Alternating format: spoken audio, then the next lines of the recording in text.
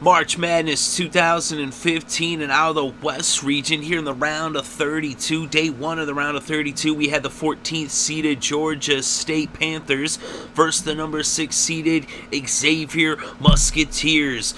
And what a game this was. It was really close in the first half. In the beginning of the game, Xavier jumped out to an early lead. They were up, but then Georgia State battled back, and they brought the game to within 3 points. And then they ended up bringing it within 2 points with a three-pointer from R.J. Hunter. But at the end of the first half, Jalen Reynolds made a dunk, and that made it a 4-point game. So at halftime, Xavier was up with the score 32-28.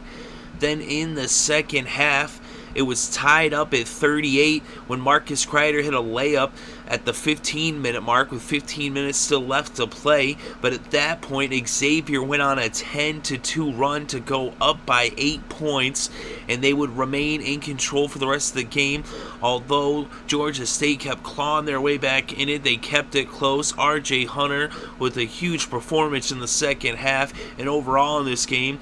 But it wouldn't be enough to overcome Xavier as they got huge clutch free throw shooting from both Myles Davis and D. Davis, and that free throw shooting was the difference in this game as Xavier holds on to win by 8 points. The final score, Xavier 75, Georgia State 67, as the Musketeers are dancing on into the Sweet 16. But in this game, as I said, the free throw shooting of the Musketeers was the big difference, as they were 22 for 25 from the foul line, shooting 88% in those free throw shots. So clutch free throw shooting all game long, as the Musketeers, that discipline from the line is what got them past Georgia State. They also were crashing the board heavy, as they had almost twice as many rebounds as Georgia State. Georgia State was able to keep in it, though, with good ball movement, and they were forcing turnovers.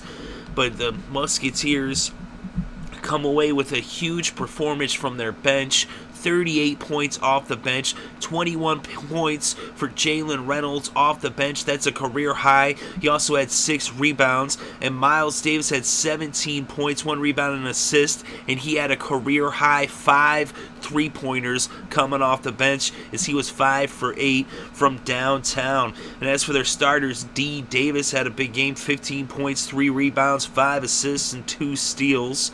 And Matt Steinbach had 9.6 boards and 2 assists and a block. And Remy Abel had 8 points, 2 rebounds, and 2 assists.